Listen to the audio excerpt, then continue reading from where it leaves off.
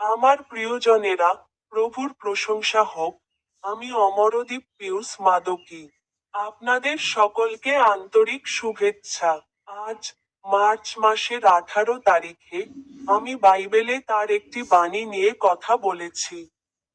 করিন্থীয়দের প্রতি দ্বিতীয় পত্রের 12 অধ্যায়ের 9 পদে।